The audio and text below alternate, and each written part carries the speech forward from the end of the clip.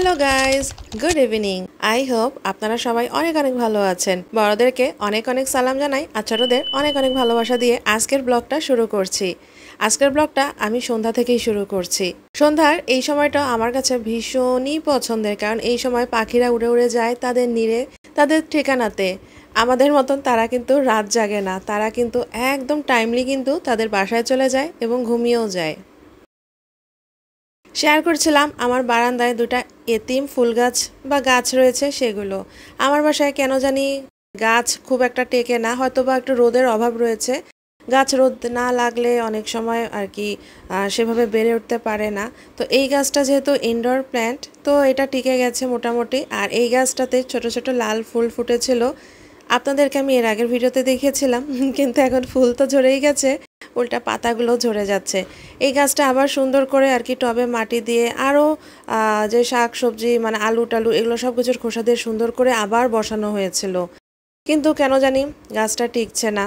কি হয়েছে জানি না, আপনাদের সাথে একটু শেয়ার করলাম। এর আগে আমি অনেক টব কিনেছিলাম ফুলের, তো ওগুলো টিকে না। এই কারণে এখন থেকে আর মানে অভিমানে হোক আর দুঃখে কষ্টে হোক আর আমি বারান্দায় কোনো ফুলের টবই রাখি না। যেহেতু বিকাল থেকে আজকে ব্লগটা আপনাদের সাথে শেয়ার করছি, তো বিকালে যেই নাস্তাটা করেছিলাম সেটা একটু আপনাদের সাথে শেয়ার করে নিচ্ছি।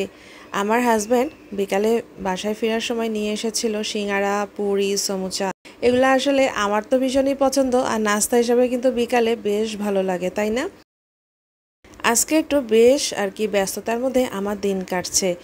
গিয়েছিলাম অনেকগুলো রান্না হাতে আজকে নিয়েছিলাম, যে কিছু কিছু রান্না থাকে না যে বেশি করে রেখে দিলে 2-1 দিন খেয়ে নেওয়া যায়। যেমন ডাল আমি একদম খাই না, আমার হাজব্যান্ড খায়, তো তার জন্য তো একটু একটু ডাল প্রতিদিন করা যায় না, একবার একটু করে রাখি, 2 দিন বা 3 দিন এরকম খাওয়া যায়।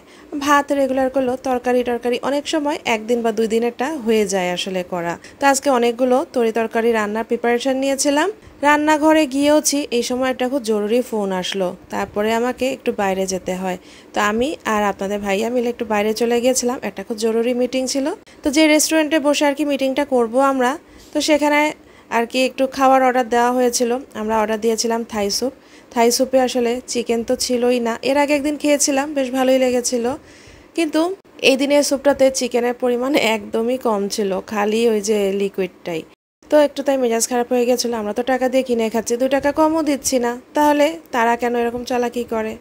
যাই হোক, ওই সময় এরকম মুডে ছিলাম না যে তাদেরকে গিয়ে কোনো কমপ্লেন দিব বা বলবো। আমার যার সাথে মিটিং ছিল উনি চলে এসেছিলেন, মিটিংটা করে বাসায় চলে আসলাম। বাসায় এসেই এখন রান্না বান্না করব। তো রান্না তো আজকে খুব সিম্পল কিছু রান্নাই করব, যেহেতু গরম পড়েছে। আর আজকে তোমাদের সাথে একটা সারপ্রাইজ আর কি, এটা গুড নিউজ শেয়ার করব, শুরুতেই বলেছি। তো গুড নিউজটা কি জানো? বেশ কিছুদিন আগেরই এটা ঘটনা, কিন্তু লাস্ট 3-4 দিন ধরে আসলে দেশের পরিস্থিতি, যে দুর্ঘটনাগুলো ঘটে গেল, আসলে মন মেজাজ সবই খুব খারাপ ছিল। এ ধরনের গুড নিউজ আসলে শেয়ার করা মন মানসিকতাই ছিল না। কিন্তু দেখো, আমরা যারা এই টাইপের প্ল্যাটফর্মগুলোতে আছি, এইসব প্ল্যাটফর্মে যেই কষ্টটা আমরা করছি 24 ঘন্টাই বলা যায়, তো এখান থেকে যদি কিছুটা হলেও আমরা আর কি পুরস্কৃত হই বা কোনো আর কি পাই, তার সাফল্য পাই, সেটা কিন্তু অনেক খুশি লাগে। তো খুশিটা কি আমি বলছি, তো খুশি শুরুতেই তোমাদেরকে একটু মিষ্টিমুখ করিয়ে নিচ্ছি। খুশির খবর মিষ্টিমুখ ছাড়া কি হয়? তো চলো বলেই দিচ্ছি আমার সারপ্রাইজটা কি। সেটা হচ্ছে আমি মনিটাইজেশন পেয়ে গিয়েছি। আসলে সোশ্যাল মিডিয়াতে আমার একটা অ্যাকাউন্ট রয়েছে, তো সেখানে আমার পেজটা খুলেছি, বেশ অনেক দিন হয়ে গিয়েছে। আসলে এর আগে যেটা নিয়ম ছিল না যে মনিটাইজেশন পাওয়ার যে ক্রাইটেরিয়া, সেগুলো পূরণ হয়ে গেছিলো আমার অনেক দিন আগেই। কিন্তু যেহেতু ফেসবুক এখন আর কি র্যান্ডমলি দিচ্ছিল, তো যার কারণে আর কি কোনো ধরাবাঁধা নিয়ম ছিল না কম বেশি কে ক্রাইটেরিয়া পূরণ করলো কি করলো না। তো ওয়েট করছিলাম একরকম লটারির মতোই। তো আমার ভাগ্যে আসলে লটারিটা লেগে গিয়েছে, আমিও মনিটাইজেশন পেয়ে গিয়েছি আলহামদুলিল্লাহ। এখন দেখা যাক এখান থেকে আমি কতটা কি এগিয়ে যেতে পারি সামনে, বা কতটা আয় করতে পারি।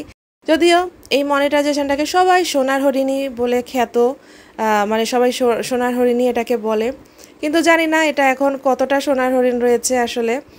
যেহেতু এটার এখন অনেকটাই আর কি কমিয়ে দিয়েছে এটার আর কি আর্নিং। তো এখন তারপরও চেষ্টা করব, আয় করতে পারি না পারি। মনিটাইজেশন পাওয়াটা একটা বড় ব্যাপার। অনেকেই কিন্তু এখন পর্যন্ত মনিটাইজেশনই পাচ্ছে না। অনেক অনেক অনেক ফলোয়ার, 200-250-250-র উপরে ফলোয়ার রয়েছে, তারপরে তারা মনিটাইজেশনই পাচ্ছে না। আসলে সব কিছুই হচ্ছে ভাগ্য। আমার ভাগ্য যে খুব ভালো সেটা বলবো না, আমি বেশ অনেক দিন পরেই পেয়েছি। আমার আগেও অনেকেই কম ফলোয়ার, কম ভিউজ, একদমই ভিউজ নাই, তারাও পেয়েছে।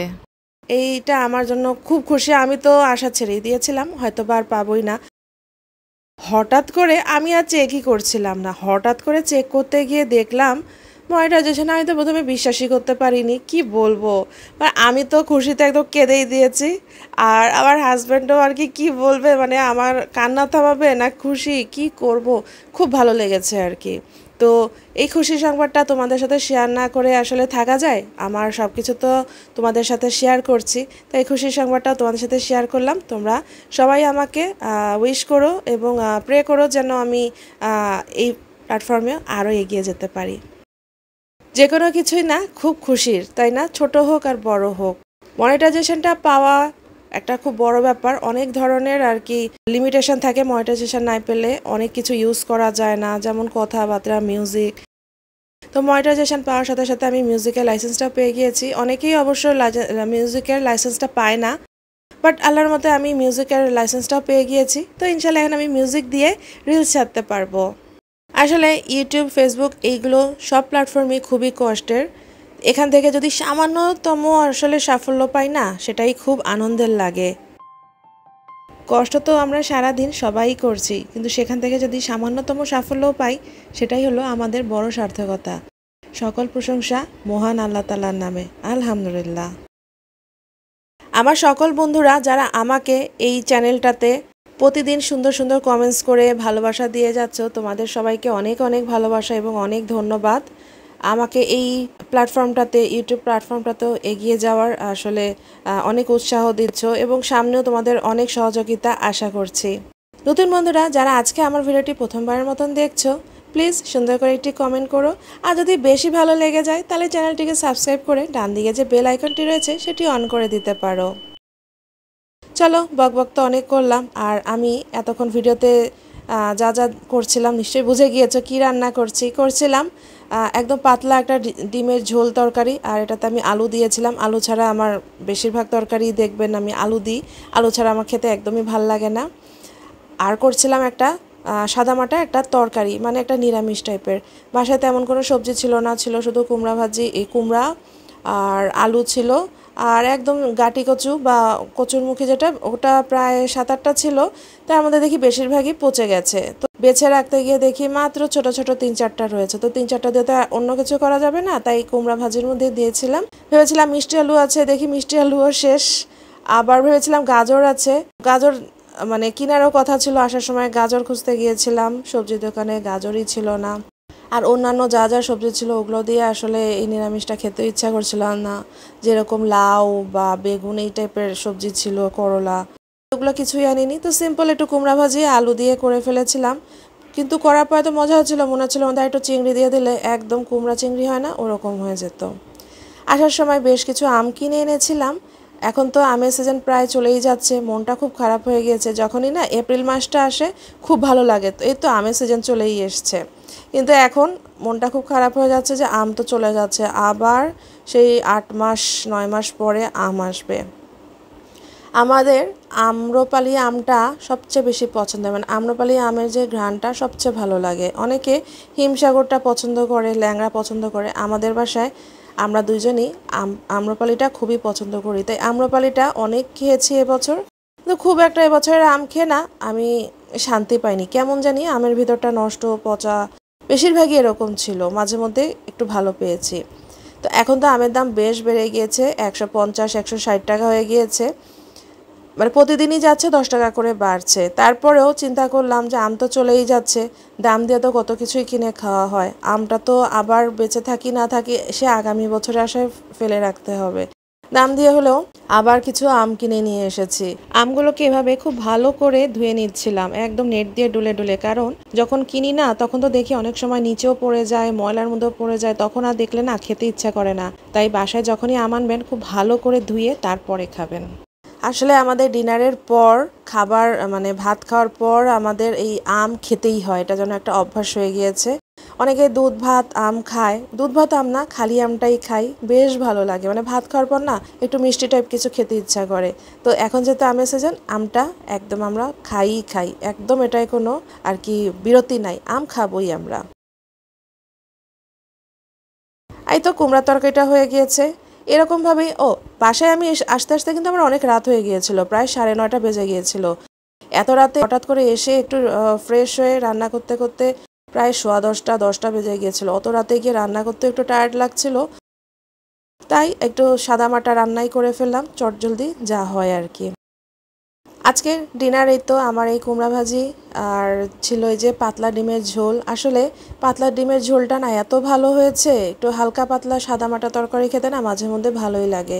যেহেতু গরম পড়েছে একটু কষা কষা আর করিনি, কারণ কষা কষা ওই এই কয়েকদিনই খাওয়া হয়েছিল, লাস্ট কয়েকদিন যে মুরগি করেছিলাম ওগুলো একটু কষাই খাওয়া হয়েছিল।